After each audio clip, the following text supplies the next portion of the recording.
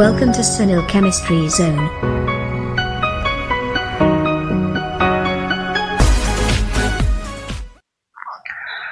નમસ્તે વિદ્યાર્થી મિત્રો, લાસ્ટ વિડિયો લેક્ચરમાં આપણે હેલો આલ્કીન સંયોજનો કયા પ્રકારની રાસાયણિક પ્રક્રિયાઓ આપી શકે, વિસ્થાપન પ્રક્રિયા છે, વિલોપન પ્રક્રિયા છે, ધાતુ સાથેની પ્રક્રિયા છે, એ પ્રક્રિયાઓ આપી શકે એના વિશે થોડુંક સામાન્ય એક રિએક્શનથી આપણે માહિતી આપી.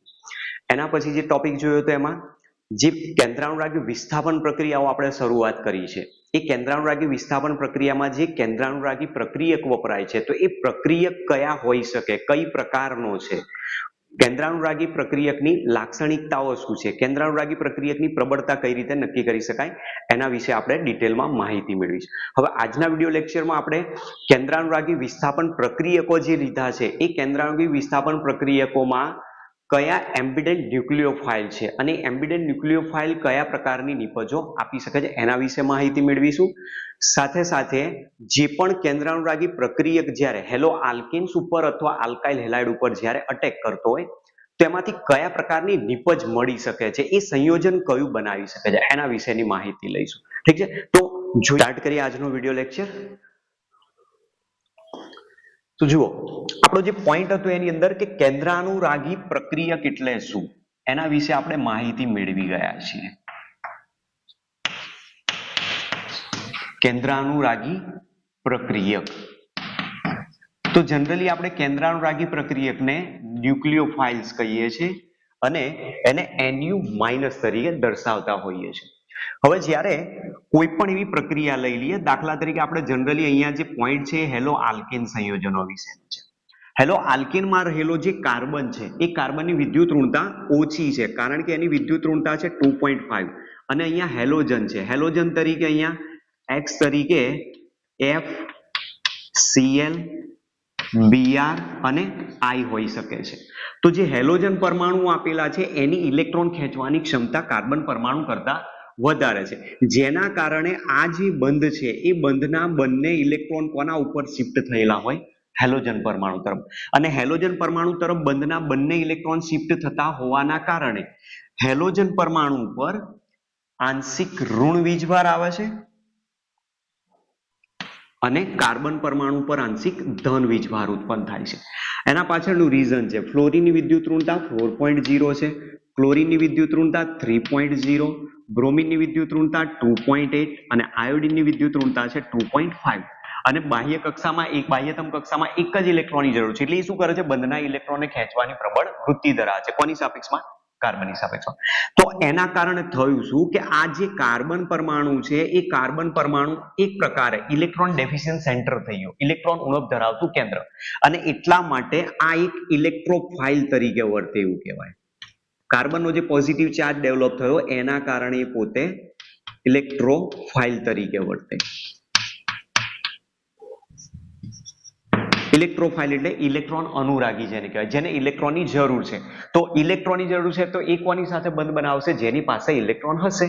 હવે આપણે તો અહીંયા ન્યુક્લિયોફાઇલની વાત કરીએ છીએ, તો જે ન્યુક્લિયોફાઇલ છે એના આધારે જો જઈએ તો ન્યુક્લિયોફાઇલ જે ઇલેક્ટ્રોન રીચ સ્પીસીસ છે એ જ્યારે પણ હેલો આલ્કેનના સંપર્કમાં આવશે, અહીંયા અંશતઃ ઋણ વીજભાર છે, અંશતઃ ધન વીજભાર છે, તો એ શું કરશે? ધન વીજભારિત કેન્દ્ર ઉપર ઇલેક્ટ્રોન લઈને અટેક કરશે અને એની સાથે બંધ બનાવશે, જેના કારણે જેવો ન્યુક્લિયોફાઇલ આની ઉપર અટેક કરશે તરત જ અહીંયાથી આ ઇલેક્ટ્રોન પેર લઈને હેલાઇડ આયન તરીકે છૂટો પડી જાય. ત્યારે જે નિપજ મળશે RNU તરીકે કહેવાય, જે કેન્દ્રાનુરાગી વિસ્થાપિત નિપજ છે અને જે X દૂર થાય છે જે માઇનસ તરીકે દૂર થશે. તો અહીંયા જે પોઈન્ટ આપ્યો છે એ મુજબ કે આ જે ભાગ છે એમાં રહેલો ભાગ એ ઇલેક્ટ્રોફાઇલ તરીકે વર્તે છે અને ઇલેક્ટ્રોન ડેફિશિયન્ટ સેન્ટર હોવાના કારણે ન્યુક્લિયોફાઇલ ઇલેક્ટ્રોન ડેફિશિયન્ટ સેન્ટર ઉપર જ્યારે અટેક કરે છે અને એની સાથે બંધ બનાવે છે ત્યારે એમાંથી વિસ્થાપિત નિપજ ઉત્પન્ન કરાવે છે. તો આ જે RNU છે એને આપણે કહીશું વિસ્થાપિત નિપજ. વિસ્થાપિત નિપજ કેમ કીધું? કારણ કે અહીંયાથી ન્યુક્લિયોફાઇલ એની સાથે જોડાય છે અને હેલાઇડ આયન તરીકે છૂટો પડ્યો. જે દૂર થાય છે એને આપણે દૂર થનાર સમૂહ તરીકે નામ આપેલું છે, દૂર થનાર સમૂહ.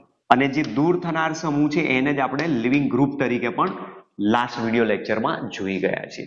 તો આ પ્રકારની એક રિએક્શન થાય છે. હવે એ રિએક્શનમાં એકચ્યુઅલી થાય છે શું, ધ્યાનથી સમજજો કે આપણી પાસે જે આલ્કાઇલ હેલાઇડ છે એ આલ્કાઇલ હેલાઇડની જો હું જનરલી વાત કરું, એક સામાન્ય રિએક્શન લઈએ, દાખલા તરીકે અહીંયા OH- ન્યુક્લિયોફાઇલ છે અને એની પ્રક્રિયા હું અહીંયા બતાવું છું કોઈક હેલો આલ્કેન, અને એ હેલો આલ્કેન તરીકે સપોઝ માની લઉં છું મિથાઇલ આયોડાઇડ છે. તો જ્યારે ન્યુક્લિયોફાઇલ OH- મિથાઇલ આયોડાઇડ ઉપર અટેક કરશે ત્યારે થાય શું કે અહીંયા જે કાર્બન અને આયોડીન જે જોડાયેલા છે એમાં આનો આ ઇલેક્ટ્રોન હોય, આનો ઇલેક્ટ્રોન હોય સહિયારી ભાગીદારીમાં, જેના કારણે આ જે બંધ બને છે એ બોન્ડિંગ ઇલેક્ટ્રોન છે. અને બોન્ડિંગ ઇલેક્ટ્રોન ધરાવતી જે આણ્વીય કક્ષક હોય છે એને આપણે સિગ્મા બોન્ડિંગ કક્ષક તરીકે નામ આપેલું છે. ધોરણ 11માં કેમિકલ બોન્ડિંગમાં જોઈ ગયેલા છીએ. હવે જ્યાં બોન્ડિંગ કક્ષક છે બિલકુલ એની ઓપોઝિટ સાઈડમાં આ રીતે એન્ટી બોન્ડિંગ ગોઠવાયેલી હોય, એ જ પ્રમાણે અહીંયા પણ બિલકુલ એના ઓપોઝિટ સાઈડમાં એન્ટી બોન્ડિંગ કક્ષક ગોઠવાયેલી હોય. તો જે ન્યુક્લિયોફાઇલ છે OH- તરીકે એ શું કરે છે, એન્ટી બોન્ડિંગ કક્ષકમાં પોતાના ઇલેક્ટ્રોન આપશે. એટલે અહીંયા જે ઇલેક્ટ્રોન આવે છે એ સિગ્મા સ્ટાર પ્રકારની એન્ટી બોન્ડિંગ કક્ષકમાં જાય. એન્ટી બોન્ડિંગ એટલે જેને કહીએ છીએ આપણે બંધ પ્રતિકારક સિગ્મા કક્ષક આપી. તો જે ન્યુક્લિયોફાઇલ છે એ એન્ટી બોન્ડિંગમાં પોતાના ઇલેક્ટ્રોન યુગ્મનું દાન કરે છે. ત્યારે હવે થાય છે શું, એના કારણે આપણે બંધ ક્રમાંક વિશે પોઈન્ટ ભણી ગયા કે બંધ ક્રમાંક બરાબર બોન્ડિંગ ઇલેક્ટ્રોન એટલે કે NB minus anti bonding electron એટલે કે Na/2, જેનું સૂત્ર છે અથવા જેની ડેફિનેશન પણ આપણે કહી શકીએ. હવે થાય છે એવું કે અહીંયાથી આ પોતે એની એન્ટી બોન્ડિંગમાં ઇલેક્ટ્રોન યુગ્મનું દાન કરે છે. હવે એન્ટી બોન્ડિંગમાં જ્યારે ઇલેક્ટ્રોન યુગ્મનું દાન કરશે ત્યારે એ શું કરશે, કાર્બન સાથે બંધ બનાવી દેશે, અને કાર્બન સાથે બંધ બનાવે છે એ દરમિયાન આ પોતે એનો બંધ બનાવશે અને આ અહીંયાથી આયોડાઇડ આયન એમાંથી દૂર થવાનો પ્રયત્ન કરશે. તો આ અંશતઃ બંધ બનાવવાની પ્રયત્ન કરે છે અને આ અંશતઃ બંધને તોડીને છૂટો પડવાની પ્રયત્ન કરે. ત્યારે એ દરમિયાન બોન્ડિંગ ઇલેક્ટ્રોન તો ઓલરેડી અહીંયા આપણી પાસે એક બંધ હતો એટલે 2 છે, પણ એન્ટી બોન્ડિંગમાં શું કરે છે, આ પોતાનું ઇલેક્ટ્રોન યુગ્મ એને ટ્રાન્સફર કરે છે અને ઇલેક્ટ્રોન યુગ્મ આ એની સાથે આપીને બંધ બનાવે છે, જેના કારણે બોન્ડિંગ ઇલેક્ટ્રોન 2 છે, એન્ટી બોન્ડિંગ ઇલેક્ટ્રોન 2 છે, ભાગ્યા 2 બરાબર શું થઈ જાય, 0. અને બંધ ક્રમાંક 0 થઈ જાય છે એનો મતલબ કે બંધ નિર્બળ બને છે, અને બંધ નિર્બળ બનતો હોવાના કારણે આ અહીંયાથી I- તરીકે સરળતાથી દૂર થઈ જતો હોય. તો આ વસ્તુ એક ખાસ ધ્યાન રાખવાની છે ટોપિકમાં કે જ્યારે પણ હેલો આલ્કેન્સની ન્યુક્લિયોફિલિક સબસ્ટિટ્યુશન રિએક્શન બતાવીએ કેન્દ્રાનુરાગી વિસ્થાપન પ્રક્રિયાઓ, ત્યારે જે કેન્દ્રાનુરાગી પ્રક્રિયક છે એ કાર્બનની એન્ટી બોન્ડિંગ જે એની ઓપોઝિટ સાઈડમાં છે એની સાથે એ બંધ બનાવે છે. ત્યારે થાય છે શું આની અંદર કે ન્યુક્લિયોફાઇલ છે એ જમણી બાજુ છે અને જે I- હેલોજન છે એ જમણી બાજુ છે અને જે ન્યુક્લિયોફાઇલ છે એની ડાબી બાજુએ છે. તો બિલકુલ એક્ઝેક્ટ એની ઓપોઝિટ સાઈડમાં, મતલબ વિરુદ્ધ બાજુએ 180 ડિગ્રીનો ખૂણો બનાવીને એના ઉપર એ અટેક કરતો હોય છે, અને એ દરમિયાન એન્ટી બોન્ડિંગ કક્ષકને પોતાના ઇલેક્ટ્રોન યુગ્મ આપે છે અને અહીંયાથી પછી એ આયોડાઇડ આયન તરીકે, હેલાઇડ આયન તરીકે દૂર થાય છે, જે લિવિંગ ગ્રુપ તરીકે દૂર થાય. તો આ જે આપેલો છે લિવિંગ ગ્રુપ છે એ પણ એક પ્રકારનો ન્યુક્લિયોફાઇલ છે, આ જે આપેલો છે એ પણ એક પ્રકારનો ન્યુક્લિયોફાઇલ છે. તો એક બાજુ થાય છે શું, ન્યુક્લિયોફાઇલ અટેક કરે છે, લિવિંગ ગ્રુપ બીજો એક ન્યુક્લિયોફાઇલ તરીકે ત્યાંથી અટેક દૂર થાય છે. પણ એકચ્યુઅલી આમાં જે જોવા મળે છે એ મુજબ કે જ્યારે એન્ટી બોન્ડિંગમાં પોતાના ઇલેક્ટ્રોન યુગ્મ દાન કરે છે ત્યારે બંધ ક્રમાંક એનો શું થાય છે, ઘટવા માંડે છે, અને બંધ ક્રમાંક ઘટે છે એના કારણે જ આ બંધ નિર્બળ બને છે, અને નિર્બળ બંધ બનવાના કારણે ત્યાંથી દૂર થઈ જાય છે લિવિંગ ગ્રુપ તરીકે. ત્યારે જે ઘટના જોવા મળેલી છે એ પ્રક્રિયાને જ કહીએ છીએ કેન્દ્રાનુરાગી વિસ્થાપન પ્રક્રિયા. તો જ્યારે ઇલેક્ટ્રોન ડેફિશિયન્ટ સેન્ટર ઉપર કેન્દ્રાનુરાગી પ્રક્રિયક અટેક કરીને એની સાથે બંધ બનાવતો હોય ત્યારે જે પ્રક્રિયા જોવા મળે છે એને જ આપણે કેન્દ્રાનુરાગી વિસ્થાપન પ્રક્રિયા કહીએ છીએ. તો આપણે વ્યાખ્યા એની આ રીતે આપી શકીએ છીએ બીજી પણ, કે જ્યારે કોઈ પણ એવી પ્રક્રિયાઓ કે જેમાં પ્રબળ કેન્દ્રાનુરાગી પ્રક્રિયક અટેક કરે છે અને નિર્બળ કેન્દ્રાનુરાગી પ્રક્રિયક દૂર થાય છે, અથવા જ્યારે પ્રબળ કેન્દ્રાનુરાગી પ્રક્રિયક દ્વારા નિર્બળ કેન્દ્રાનુરાગીનું વિસ્થાપન થાય, એ પ્રક્રિયાઓને જ આપણે કેન્દ્રાનુરાગી વિસ્થાપન પ્રક્રિયા તરીકે ઓળખીએ છીએ. તો તમારે એક આ વસ્તુ બેઝિક કોન્સેપ્ટ આપેલો છે, એને તમારે ખાસ ધ્યાન રાખવાનું કે જ્યારે ન્યુક્લિયોફાઇલ અટેક કરશે તો એ કાર્બનની એન્ટી બોન્ડિંગ કક્ષકમાં ઇલેક્ટ્રોન યુગ્મ દાન કરે છે, અને એ ઇલેક્ટ્રોન યુગ્મ દાન કરીને જ્યારે બંધ બનાવવાનો પ્રયત્ન કરે છે ત્યારે જે લિવિંગ ગ્રુપ છે એ લિવિંગ ગ્રુપના એક્ઝેક્ટ ઓપોઝિટ સાઈડમાં બંધ બનાવવાનો પ્રયત્ન કરે છે, જે 180 ડિગ્રીના ખૂણે ગોઠવાતો હોય છે. હવે આપણી પાસે જે ન્યુક્લિયોફાઇલ્સ આપેલા છે બધા અલગ અલગ પ્રકારના ન્યુક્લિયોફાઇલ છે, જેના વિશે પણ ઓલરેડી આપણે જોઈ ગયા છે. તો જે ન્યુક્લિયોફાઇલ્સ જોવા મળે છે એ ન્યુક્લિયોફાઇલ્સ જનરલી નેગેટિવલી ચાર્જ આપણે બતાવીએ છીએ, મતલબ ઋણ વીજભારિત. મોટાભાગના ઋણ વીજભારિત જે ઘટકો છે એ ન્યુક્લિયોફાઇલ તરીકે વર્તી શકે, જેમાં ઉદાહરણ તરીકે SH minus, OH minus, X minus બધા જ આવી જશે આમાંથી, RO minus, RCOO minus, NO2 minus, CN minus, RS minus, H minus. આ બધા શું છે? ઋણ વીજભારિત કેન્દ્રાનુરાગી પ્રક્રિયકો છે, જેમાં આપણે આના વિશે આ ટોપિકમાં થોડીક માહિતી મેળવીશું. ધન વીજ આ સિવાય તટસ્થ કેન્દ્રાનુરાગી પ્રક્રિયકો પણ છે. તો તટસ્થ કયા હોઈ શકે? H2O, NH3, H2S. આ બધા કેવા છે? તટસ્થ કેન્દ્રાનુરાગી પ્રક્રિયકો કહેવાય. અને આના વિશે પણ આપણે લાસ્ટ લેક્ચરમાં જોઈ ગયા કે કેન્દ્રાનુરાગી પ્રક્રિયક તરીકેની પ્રબળતા ઋણ વીજભારિતની તટસ્થ કરતા વધારે જોવા મળતી હોય છે. હવે નેક્સ્ટ પોઈન્ટ આપણે આને સમજવાનો પ્રયત્ન કરીએ.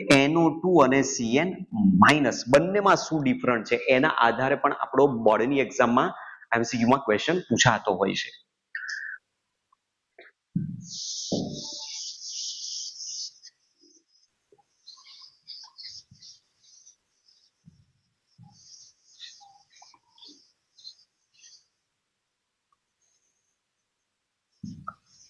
તો જુઓ, એના વિશેની માહિતી હું બધા જ તમને આખા ન્યુક્લિયોફાઇલ વિશે પહેલા સમજાવી દઉં.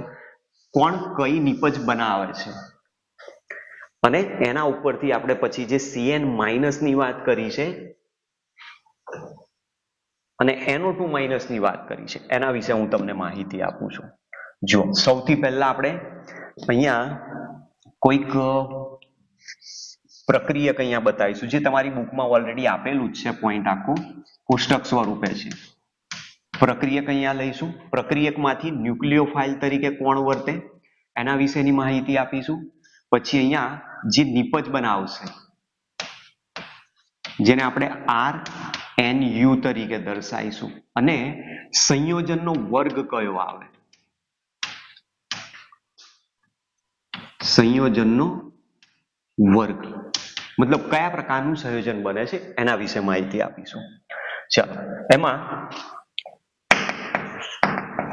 પહેલું છે કે જો NaOH હોય અથવા KOH આપેલું હોય, એને જનરલી આ જલીય દ્રાવણ તરીકે આપેલું હોય, અથવા આની જગ્યાએ મોઇસ્ટ Ag2O આપેલો હોય. મોઇસ્ટ Ag2O મતલબ ભેજ સાથે જોડ પ્રક્રિયા કરેલો હોય. Ag2O ને જ આપણે AgOH તરીકે દર્શાવતા હોઈએ છીએ. તો આ જ્યારે પ્રક્રિયક આપેલા હોય ત્યારે એમાં ન્યુક્લિયોફાઇલ તરીકે કોણ હોઈ શકે છે? તો જે ન્યુક્લિયોફાઇલ છે આની અંદર આ ત્રણ પ્રક્રિયકોમાં જે ન્યુક્લિયોફાઇલ છે એ કોણ છે? OH minus. એના દ્વારા જ્યારે નિપજ બનશે તો નિપજ આવશે ROH, અને એ જે નિપજ છે એ પ્રક્રિયકોને આપણે નામ આપીએ છીએ સંયોજનને આલ્કોહોલ સંયોજન.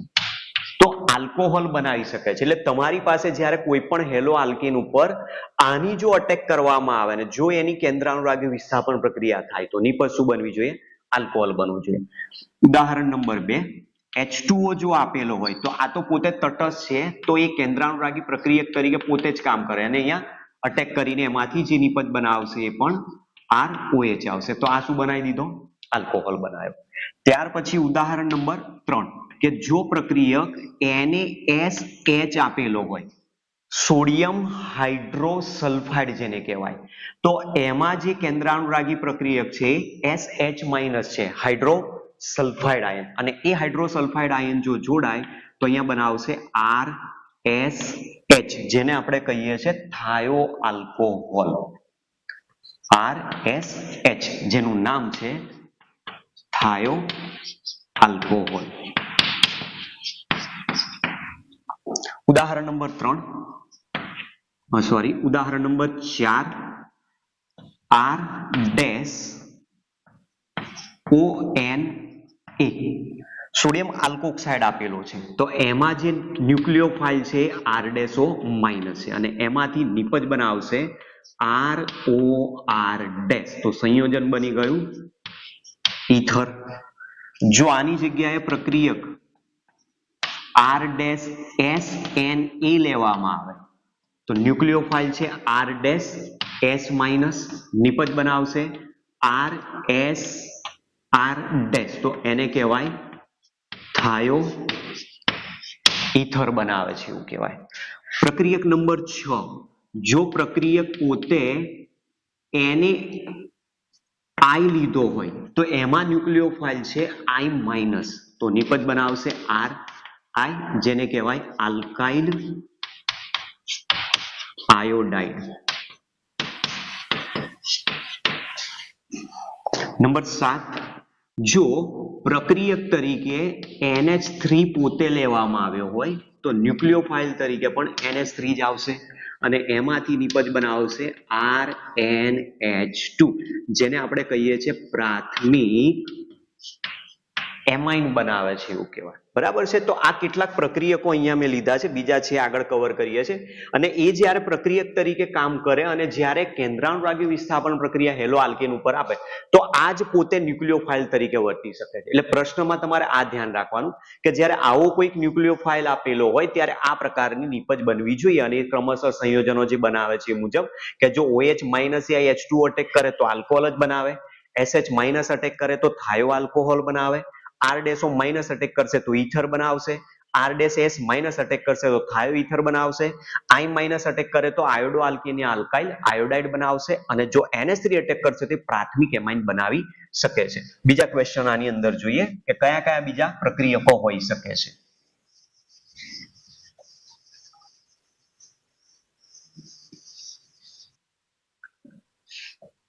નંબર 8, જો R-NH2 પ્રક્રિયક તરીકે હોય તો પ્રક્રિયક પોતે R-NH2 જશે ન્યુક્લિયોફાઇલ, અને એમાંથી નિપજ આવશે RNHR-, તો જે બને છે સેકન્ડરી એમાઇન બનાવે છે, દ્વિતીયક એમાઇન નિપજ તરીકે આપે છે. પ્રક્રિયક નંબર 3, R-NHR-, જો હોય તો ન્યુક્લિયોફાઇલ તરીકે પોતે જ કામ કરશે R-NHR-, અને અટેક કરશે તો કેન્દ્રાનુરાગી પ્રક્રિયક તરીકે અટેક કરીને એમાંથી જે નિપજ બનાવશે એ આ પ્રકારની નિપજ મળે, જેને આપણે 3 ડિગ્રી એમાઇન એટલે કે તૃતીયક એમાઇન તરીકે નામ આપેલું છે. હવે જો પ્રક્રિયક તરીકે KCN નો ઉપયોગ કરવામાં આવ્યો હોય તો એમાં કેન્દ્રાનુરાગી પ્રક્રિયક કોણ હોય છે? CN-, અને નેગેટિવ ચાર્જ કોના ઉપર આવે છે? કાર્બન ઉપર. ત્યારે જે નિપજ બનાવે છે RCN બને છે, જેને આપણે નાઇટ્રાઇલ અથવા સાયનાઇડ સંયોજન કહીએ છીએ. નાઇટ્રાઇલ અથવા સાયનાઇડ. પણ જો પ્રક્રિયા AgCN સાથે કરવામાં આવે તો અહીંયા પ્રક્રિયક તરીકે AgCN પોતે જ કામ કરશે, અને એ દરમિયાન એમાંથી જે નિપજ બને છે એ RNC તરીકે આવે છે, અને જેને આપણે કહીએ છીએ આઇસોનાઇટ્રાઇલ. આઇસોનાઇટ્રાઇલ અથવા આઇસોસાયનાઇડ. હવે જે આ થિયરીની ખરી મજા છે આની અંદર છે, આમાં ક્વેશ્ચન છે આપેલો આપણને. શું ક્વેશ્ચન છે સમજીએ, જુઓ.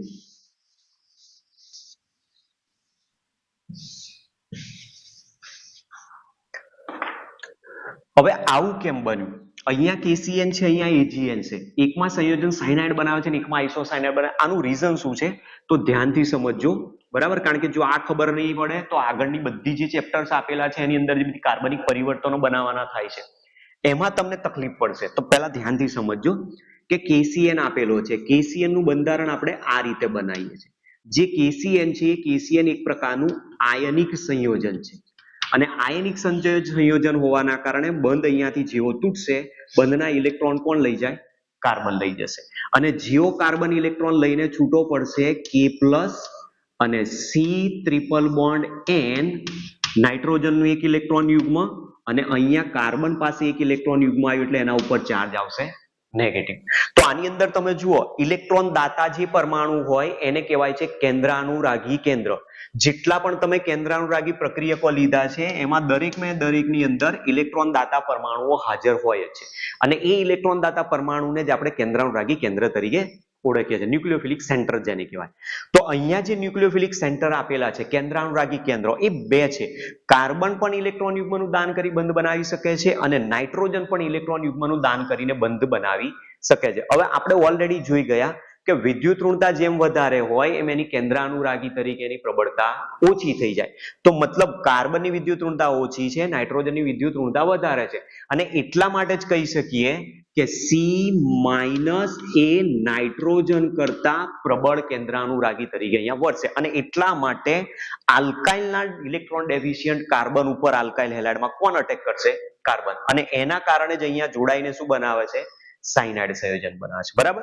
ચલો બીજો અહીંયા જે આપણે જોયો છે AgCN ની વાત કરીએ કે AgCN જે આપેલું છે એ સંયોજન એક પ્રકારે સહસંયોજક બંધ ધરાવે છે, એટલે સહસંયોજક પ્રકારનું સંયોજન છે અને સહસંયોજક પ્રકારનું સંયોજન હોવાના કારણે અહીંયા જેવો બંધ તૂટી જાય છે ને તરત આયનો છૂટા પડે એ વસ્તુ અહીંયા નહીં બને. એના કારણે ઇલેક્ટ્રોન યુગ્મનું દાન કરવા વાળો પરમાણુ અહીંયા કોણ બને છે? નાઇટ્રોજન બનતો હોય છે અને એટલા કારણે જ આ નાઇટ્રોજન અહીંયા ઇલેક્ટ્રોન યુગ્મનું દાન કરીને એની સાથે બંધ બનાવશે. એટલે જેવો નાઇટ્રોજન બંધ બનાવશે અહીંયાથી ઇલેક્ટ્રોન બ્રેક કરીને બોન્ડ તોડી નાખશે અને એના કારણે કાર્બન ઉપર નેગેટિવ ચાર્જ આવે, નાઇટ્રોજન ઉપર પોઝિટિવ ચાર્જ આવે. તો આપણે N+C- પણ બતાવતા હોઈએ છીએ, પણ જો ચાર્જ ના બતાવો હોય તો એક ઇલેક્ટ્રોન યુગ્મને આપણે કાર્બન તરફ જતો સવર્સળ નિર્દેશ તરીકે, સવર્સળ સંયોજક બંધ તરીકે બતાવી શકીએ છીએ. તો આ મેઇન રીઝન છે કે સંયોજન બંને આપેલા છે KCN અને AgCN, બંનેમાં CN ક્રિયાશીલ સમૂહ છે, તેમ છતાં એક આયનિક બંધ ધરાવતો હોવાના કારણે એમાં રહેલો કાર્બન બંધ બનાવીને સાયનાઇડ સંયોજન બનાવે છે, જ્યારે એક સહસંયોજક બંધ ધરાવતો હોવાના કારણે એમાં રહેલો નાઇટ્રોજન ઇલેક્ટ્રોન યુગ્મનું દાન કરે છે અને એના કારણે આઇસોસાયનાઇડ સંયોજન બનાવે. મતલબ અહીંયા જે પ્રશ્ન છે આપણો આ છે કે C�BN જે બતાવ્યો છે એમાં નાઇટ્રોજન પણ ઇલેક્ટ્રોન યુગ્મનું દાન કરી શકે છે અને કાર્બન પણ ઇલેક્ટ્રોન યુગ્મનું દાન કરી શકે છે. તો એના પાછળ અહીંયા જે પ્રશ્ન છે એ શું કહે છે કે આમાં બે કેન્દ્રાનુરાગી કેન્દ્ર છે અને જ્યારે બે કેન્દ્રાનુરાગી કેન્દ્ર ધરાવતો પ્રક્રિયક હોય, મતલબ એક કરતા વધુ જો ઇલેક્ટ્રોન દાતા પરમાણુ હાજર હોય તો એવા કેન્દ્રાનુરાગીને ઉભયગુણી કેન્દ્રાનુરાગી પ્રક્રિયક કહે છે. એટલે તમારે આ MCQ એક યાદ રાખવાનો છે કે ઉભયગુણી કેન્દ્રાનુરાગી તરીકે કોનો ઉપયોગ કરવામાં આવતો હોય. તો આપણી પાસે એક અત્યારે CN છે જે બે ન્યુક્લિયોફિલિક સેન્ટર ધરાવે છે. ચલો એના પછીના પોઈન્ટમાં આગળ જઈએ એટલે તમને હવે એકદમ ક્લિયર થઈ ગયું હશે કે શા માટે આ બધું અલગ અલગ જોવા મળતું હોય છે.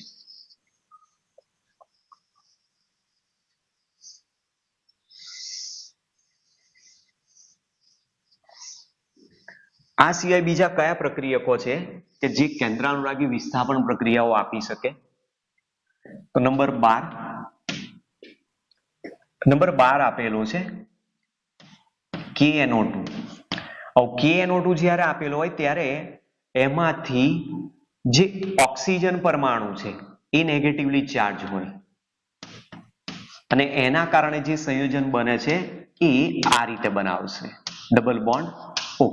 બરાબર છે. અહીંયા આની પાસે વધારાનું ઇલેક્ટ્રોન યુગ્મ છે એટલે સરળતાથી દાન કરી શકશે. તો જે સંયોજન બને છે એને કહેવાય આલ્કાઇલ નાઇટ્રેટ.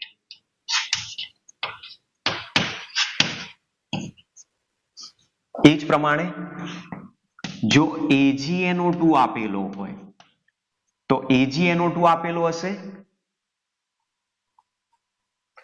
તો એમાં જે પ્રક્રિયક છે એ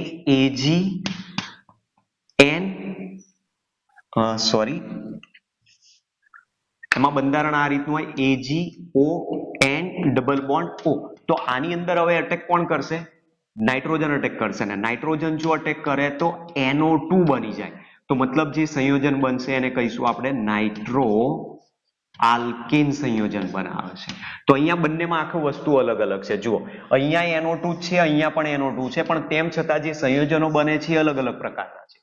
એકમાં ઓક્સિજન બંધ બનાવે છે અને એકમાં નાઇટ્રોજન બંધ બનાવે છે.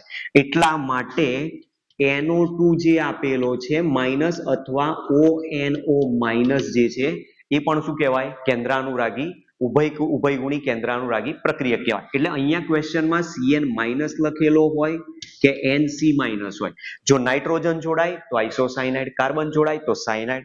જો NO2 માં નાઇટ્રોજન જોડાય તો નાઇટ્રો આલ્કેન, જો ઓક્સિજન જોડાય તો આલ્કાઇલ નાઇટ્રેટ સંયોજનો બનાવે છે. મતલબ બે કેન્દ્રાનુરાગી કેન્દ્રો ધરાવે છે. અને એટલા માટે આ બંને જે પ્રશ્ન આપેલા છે એ તમારા માટે મોસ્ટ IMP MCQ છે. કેન્દ્રાનુરાગી પ્રક્રિયકો વિશેની જ્યારે પ્રશ્ન આવે કે નીચેનામાંથી કયો કેન્દ્રાનુરાગી પ્રક્રિયક અલગ પડે છે, તો તમારે જોવાનું કે એમાં ઉભયગુણી કોઈ કેન્દ્રાનુરાગી આપેલો છે. તો એ પ્રકારના MCQ સોલ્વ કરવા માટે આ તમારે કામ લાગશે. ચલો ત્યાર પછી 14 નંબર.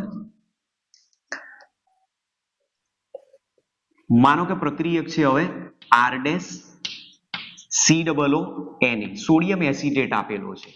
તેમાં એસિટેટ આયન એક કેન્દ્રાનુરાગી પ્રક્રિયક તરીકે કામ કરશે અને એમાંથી સંયોજન બનાવશે ROC=O R-, ઓક્સિજન બંધ બનાવશે આલ્કાઇલ સમૂહ સાથે. અને એમાંથી જે સંયોજન બન્યું છે એનું નામ છે એસ્ટર સંયોજન. ત્યાર પછી નંબર 15 કે માની લો કે હવે લિથિયમ એલ્યુમિનિયમ હાઇડ્રાઇડ આપેલો હોય. લિથિયમ એલ્યુમિનિયમ હાઇડ્રાઇડ છે તેમાં ન્યુક્લિયોફાઇલ તરીકે હાઇડ્રાઇડ આયન કામ કરશે અને એની સાથે જોડાઈ જશે એટલે બનાવશે સંયોજન RH.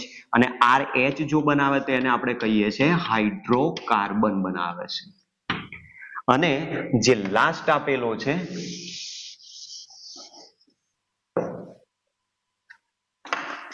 નંબર 16 R-M+ આયન તરીકે જોડાયેલો, મતલબ ધાતુ સાથે જોડાયેલો હોય આલ્કાઇલ સમૂહ. એ વખતે R- પોતે જ એક ન્યુક્લિયોફાઇલ તરીકે કામ કરશે અને સંયોજન બનાવશે RR-. તો બંને ભાગ જે જોડાયા છે એ સંયોજન કયું બનાવે છે?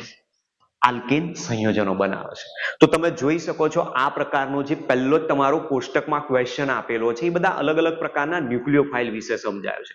અને એ ન્યુક્લિયોફાઇલ ક્યારે હેલો આલ્કેન ઉપર કયો અટેક કરે છે અને કયું સંયોજન બનાવે છે એના વિશેની આપણને કોષ્ટકમાં આખી માહિતી આપી, જેના આધારે તમારું આગળ ચેપ્ટર બધું સમજાવેલું છે. જો કોષ્ટકમાંથી તમે દરેકે દરેક ન્યુક્લિયોફાઇલ્સ વિશે માહિતી રાખશો તૈયાર અને એમાંથી કઈ નિપજ બનતી હશે જો એ તમે જાણતા હશો ને તો ટ્વિસ્ટેડ MCQ કેન્દ્રાનુરાગી પ્રક્રિયકો તમે ડેફિનેટલી સોલ્વ કરી શકશો. અને એમાં ખાસ કરીને કયો ધ્યાન રાખવાનો છે? KCN, NaCN, AgNO2 અને KNO2 ખાસ યાદ રાખવાના કે એમાં ક્યારે કયું સંયોજન બનાવી શકે છે, કારણ કે એ જ એમ્બિડન્ટ ન્યુક્લિયોફાઇલ તરીકે આપેલા છે, ઉભયગુણી કેન્દ્રાનુરાગી પ્રક્રિયકો આપેલા છે. તો ક્વેશ્ચન પૂછાય કે ઉભયગુણી કેન્દ્રાનુરાગી પ્રક્રિયક એટલે શું? તો જે કેન્દ્રાનુરાગી પ્રક્રિયકમાં એક કરતા વધુ ઇલેક્ટ્રોન દાતા પરમાણુ હાજર હોય અથવા એક કરતા વધુ કેન્દ્રાનુરાગી કેન્દ્રો હાજર હોય એને આપણે ઉભયગુણી કેન્દ્રાનુરાગી પ્રક્રિયક તરીકે નામ આપીએ છીએ. તો એના ઉદાહરણ પણ તમે આપી શકો છો. તો જો શોર્ટ ક્વેશ્ચન એ રીતે પૂછાય તો તમે શોર્ટ ક્વેશ્ચનમાં પણ આન્સર લખી શકો છો. તમે જોઈ શકો છો આ જે પોઈન્ટ આપેલો છે આપણા માટે આમ ઇમ્પોર્ટન્ટ જ કહી શકાય, કારણ કે આ જ કોષ્ટક આપણને MCQમાં જવાબ અપાવી શકે છે અને એકદમ ઇઝીલી આપણે માર્ક્સ પણ સરળતાથી સ્કોર કરી શકીએ છીએ. બરાબર, તો આ ક્વેશ્ચન આપણો આ રીતનો હતો જે અહીંયા પૂર્ણ કરીએ છીએ. મળીએ હવે પછીના નેક્સ્ટ વિડિયો લેક્ચરમાં, જેમાં આપણે કેન્દ્રાનુરાગી વિસ્થાપન પ્રક્રિયાઓ વિશેની ડિટેલમાં માહિતી લઈશું. અને એ જે ડિટેલમાં માહિતી આપીશ એમાં તમારી બોર્ડ એક્ઝામ, ગુજકેટ એક્ઝામ કે પછી જે લોકો જેઈ અને નીટની તૈયારી કરે છે એની એક્ઝામમાં પણ તમારે ઘણા બધા કન્સેપ્ટ કામ લાગે એવા છે. એટલે વિડીયોને એન્ડ સુધી જોવાનો પ્રયત્ન કરજો. જે કઈ વસ્તુ એની અંદર સમજાવેલી હોય એને તમે તમારી નોટબુકમાં નોંધ કરી લેજો, જેથી તમારે જ્યારે પ્રિપરેશન કરવાનું થાય તો તમારો સમય ઓછો બગડે અને એક જ જગ્યાએથી તમને બધા જ ક્વેશ્ચનો જવાબ પણ મળી શકે છે. નેક્સ્ટ વિડીયોમાં મળીએ. Thanks to all. જય હિન્દ, જય ભારત, વંદે માતરમ.